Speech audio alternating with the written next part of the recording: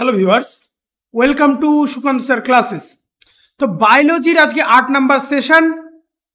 এই সেশনে আমরা জেনেটিক্স, ঠিক আছে, জেনেটিক্সের বাছাই করা 20টি কোশ্চেন সম্পূর্ণ বর্ণনা সহ তার অ্যান্সার নিয়ে আমরা আলোচনা করব। রেগুলার রাত 8টা থেকে তোমরা জানো আমাদের সায়েন্সের সিরিজ চলছে, ফিজিক্স, কেমিস্ট্রি এবং বায়োলজি অল্টারনেট ডেজ করে। আর সমস্তটাই চলছে বাইলিঙ্গুয়ালি, পিডিএফ সহকারে এবং পিওয়াইকিউ অর্থাৎ প্রিভিয়াস ইয়ারে আসা কোয়েশ্চেন অ্যান্সার আকারে সম্পূর্ণটাই কিন্তু চলছে, ঠিক আছে। আপকামিং 2024-এর সমস্ত রকম এক্সাম, রেলওয়ে শুধুমাত্র নয়, তার সঙ্গে সঙ্গে ডাব্লিউবিপি উইথ কেপি, পিএসসি সমস্ত রকম পরীক্ষার জন্য এগুলো কিন্তু ইম্পর্টেন্ট। আর সিরিজগুলো পরপর দেখো, আজকে 8 নাম্বার, এর আগেরগুলো সমস্তটাই আমাদের প্লেলিস্টে তৈরি করা রয়েছে।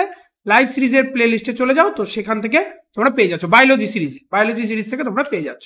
তো ক্লাস রুটিনটা আমাদের যেটা ফলো করা হচ্ছে, জি অর্থাৎ জেনারেল অ্যাওয়ারনেস থাকছে সকাল 7টায়, ইংলিশের ভিডিও থাকছে সন্ধ্যে 7টায়, সায়েন্সের স্পেশাল ভিডিওগুলো থাকছে রাত 8টা থেকে, এবং ম্যাথামেটিক্স জিআই লাইভ সিরিজ থাকছে রাত 10টায়, সম্পূর্ণটাই বাইলিঙ্গুয়ালি থাকছে, ঠিক আছে। যারা আমাদের সঙ্গে এখনো জয়েন হওনি, নিচে ডেসক্রিপশনে যাও এবং প্লেলিস্ট ডেসক্রিপশন থেকে আমাদের টেলিগ্রাম চ্যানেলের সঙ্গে জয়েন হয়ে যাও। সমস্ত ভিডিও পিডিএফ নোটিফিকেশনগুলো ওখানে আমরা প্রোভাইড করে দিই। তো চলে আসো আজকের 1 নাম্বার কোয়েশ্চেন।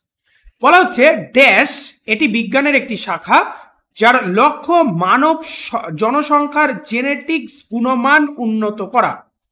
এপিজেনেটিক্স, জৈব প্রযুক্তি, ইউজেনিক্স নাকি জেনেটিক্স। তো দেখো আরআরবি এনটিপিসি 2021-এ আসা, ঠিক আছে। সঠিক উত্তর হয়ে যাচ্ছে ইউজেনিক্স, ঠিক আছে, ইউজেনিক্স। তো ইউজেনিক্স কি জিনিস? ইউজেনিক্স হলো বিজ্ঞানের একটি শাখা যার লক্ষ্য মানব জনসংখ্যার জেনেটিক গুণমান উন্নয়ন করা, ঠিক আছে। এপিজেনেটিক্স দেখো প্রত্যেকটা সম্বন্ধে বলে দেওয়া রয়েছে। এপিজেনেটিক্স কি? এটা হলো বিজ্ঞানের একটি শাখা যেখানে জিনের পরিবর্তনের ফলে জীবের উত্তরাধিকার সূত্রে যে পরিবর্তন হয় সেটা প্রকাশ করা হয়। পরের কোশ্চেনটা চলে আসো, 2 নম্বর কোশ্চেন। দেখো এনটিপিসি 2021-এ আসে এটাও। যেসব জীব বেশি দূরের সম্পর্কযুক্ত তাদের ডিএনএতে অধিক সংখ্যক পার্থক্য জমা হবে, এই ধারণার উপর ভিত্তি করে কোন পদ্ধতিকে বলা হয়েছে? আণবিক ফাইলোজেনি, রূপগত পদ্ধতি, ডিএনএ অধ্যয়ন নাকি রূপান্তর। সঠিক উত্তর হয়ে যাচ্ছে আমাদের আণবিক ফাইলোজেনি। আণবিক ফাইলোজেনি হলো ডিএনএ স্তরে বিবর্তন সম্পর্কে অনুমান বিশ্লেষণ করার জন্য ব্যবহৃত একটি কৌশল।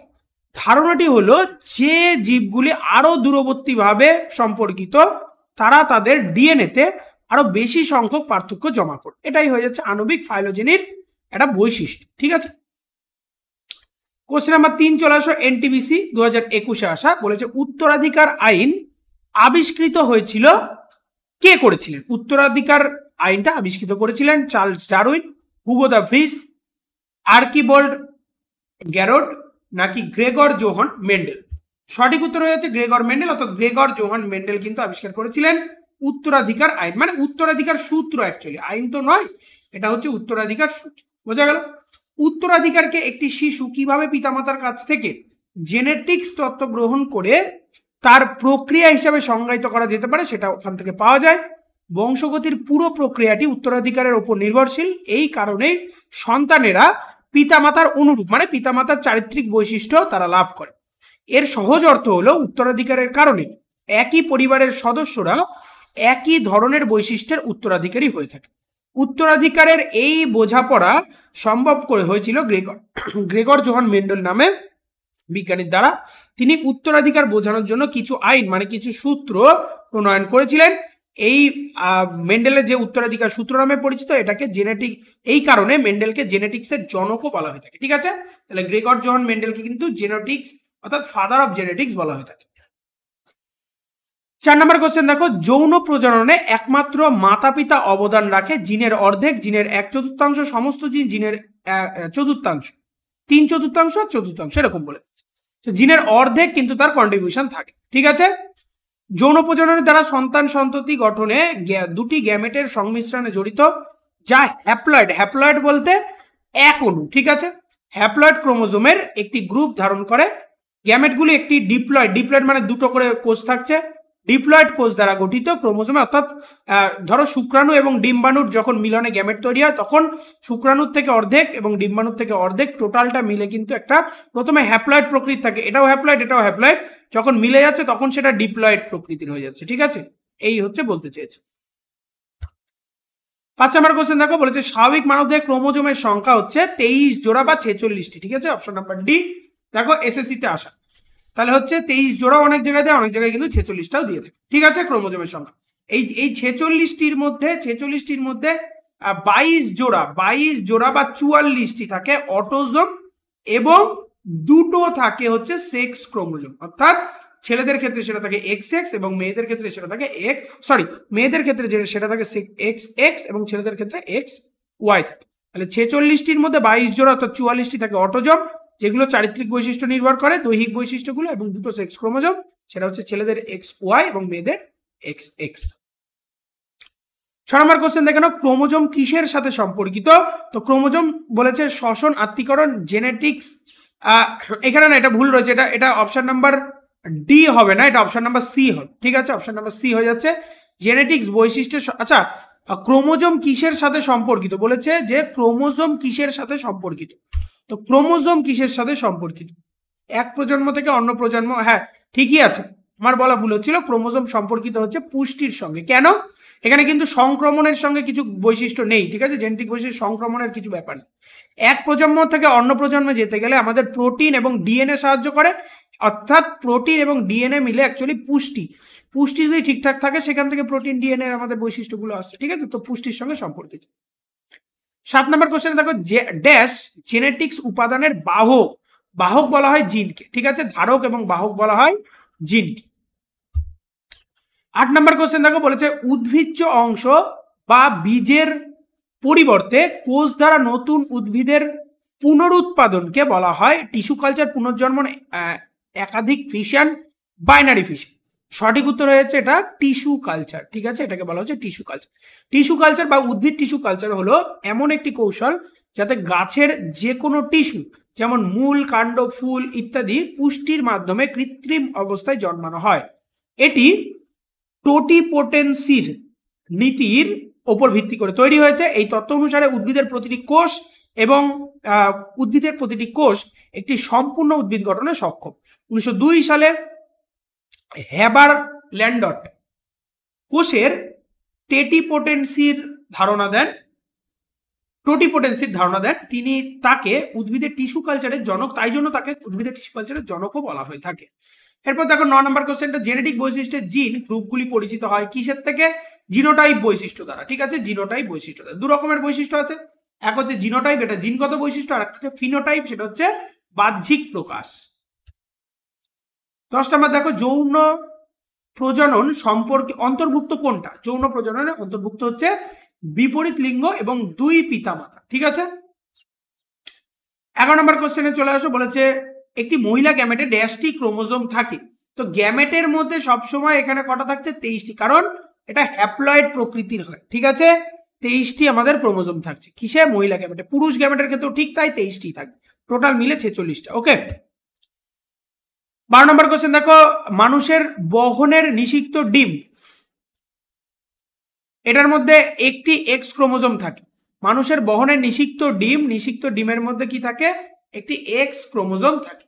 ঠিক আছে, এই এবার এখানে হচ্ছে নিষেকের সময় যদি গ্যামেটটার মধ্যে শুক্রাণু হচ্ছে যদি তোমার এক্স চলে আসে তাহলে হচ্ছে এক্স মেয়ে হয়ে যাচ্ছে, আর ওটা যদি আমাদের ওয়াই চলে আসে তাহলে XY ছেলে হয়ে যাচ্ছে। ঠিক আছে, 13 নম্বর কোশ্চেনে চলে আসো, বলেছে কোন ধরনের পুনর্জন্ম আরো বৈচিত্র্য প্রদান করতে পারে? কোন ধরনের পুনর্জন্ম আরো বৈচিত্র্য প্রদান করতে পারে? সঠিক উত্তর হয়ে যাচ্ছে আমাদের কি? যৌন বৈচিত্র্য। পুনর্জন্ম আরো হচ্ছে বৈচিত্র্য প্রদান করতে পারে। এখানে আমাদের হচ্ছে কি আছে বলো? হ্যাঁ, রিজেনারেশনের কথাই বলা রয়েছে। ঠিকই আছে। 14 নম্বর কোশ্চেনে চলে আসো, বলেছে নিচের কোনটি গ্রেগর মেন্ডেলের উত্তরাধিকার সূত্রে আসে না হচ্ছে বায়োপিক আইনটা। ঠিক আছে, এটা কিন্তু মেন্ডেলের সূত্রে আসে না বলেছে। দেখো এই সম্বন্ধে একটুখানি ভালো করে দেখে নাও। বায়োপিকের আইন গ্রেগর মেন্ডেলের উত্তরাধিকারের আইন মেন্ডেলের বংশগতির আইনের অধীনে আসে না। তারা সাধারণত হিসাবে রাষ্ট্র হয়, অর্থাৎ যে বৈশিষ্ট্যগুলো দেখে নাও, পৃথকীভবনের সূত্র, স্বাধীন বিন্যাসের সূত্র এবং অপত্যের নিয়ম, এই তিনটে ওর বৈশিষ্ট্যের মধ্যে আসে, কিন্তু এটা আসে। বোঝা গেল কি বললাম? 15 নম্বর কোশ্চেন, ড্যাশ উত্তরাধিকারের আইন প্রণয়ন। আইন বলতে এখানে উত্তরাধিকারের সূত্র, ঠিক আছে? আইন বলতে সব সূত্র, ল মানে এখানে আইন হয়ে গেছে, তো এখানে সব সূত্র হবে, ঠিক আছে? এটা হচ্ছে গ্রেগর মেন্ডেলের আইন বা সূত্র। 16 নম্বর কোশ্চেন দেখো, মানব প্রজাতির একজন পুরুষ তার থেকে এক্স ক্রোমোজোম পায়। কার থেকে এক্স ক্রোমোজোম পায়? অবশ্যই মায়ের থেকে এক্স ক্রোমোজোম পাবেই, এবং বাবার থেকে এক্স ক্রোমোজোম পেলে সেটা হয়ে যাবে মেয়ে। এবং এখানে বলে দিয়েছে পুরুষ, পুরুষের কথা, পুরুষ মানে কি এক্স ওয়াই, এক্স পাচ্ছে মায়ের থেকে, মায়ের থেকে সবসময় এক্স আসবে, বাবার থেকে এখানে কি এসছে? ওয়াই এসছে। 17 নম্বরটা দেখো, ড্যাশ এর মধ্যে প্রজাতি বেঁচে থাকার সুবিধা দিতে পারে বা শুধুমাত্র জেনেটিক সিকোয়েন্সে অবদান রাখতে পারে। সঠিক উত্তর হয়ে যাচ্ছে কি? পরিবর্তন, ঠিক আছে? এটা হচ্ছে পরিবর্তন। বোঝা গেল?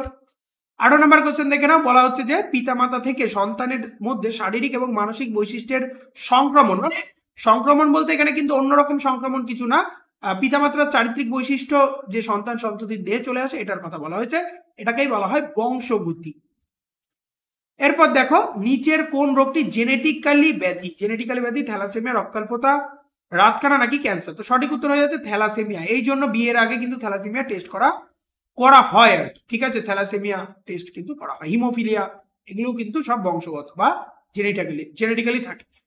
অর্থাৎ ধরো বাবা বা মা যদি এর বাহক হয়ে থাকে, তো সন্তান সন্ততি এর অ্যাক্টিভ হয়ে যেতে পারে, ঠিক আছে? সেই কারণে কিন্তু টেস্ট করা উচিত। 2 নম্বর কোশ্চেন দেখো, বংশধরের লিঙ্গ নির্ধারণ করা হবে উত্তরাধিকার সূত্রে প্রাপ্ত ক্রোমোজোম দ্বারা। কোন উত্তরাধিকার সূত্রে ক্রোমোজোম দ্বারা বলো? পিতা। লিঙ্গ নির্ধারণ করবে পিতা, কারণ মায়ের থেকে সবসময় কিন্তু এক্স আসছে, পিতার থেকে যদি ওয়াই আসে তাহলে ছেলে, মায়ের থেকে এক্স আসলো, পিতার থেকে এক্স আসলে মেয়ে হয়ে যাচ্ছে, ঠিক আছে? তো এই ছিল আজকের 20টা কোশ্চেন। ভালো লাগলে অবশ্যই লাইক সাবস্ক্রাইব করো এবং আমাদের সঙ্গে যুক্ত থাকো। নিজের টেলিগ্রাম গ্রুপের সঙ্গে জয়েন থেকে নিচে ডেসক্রিপশনে দিয়ে দেওয়া আছে, ঠিক আছে? আর শেয়ার করো যাতে সবার কাছে এই ধরনের ভিডিওগুলো যায়। আমাদের সঙ্গে যুক্ত থাকো রেগুলার লাইভ সেশন এবং আমাদের ভিডিওগুলো পাওয়ার জন্য। Okay, be successful in your life.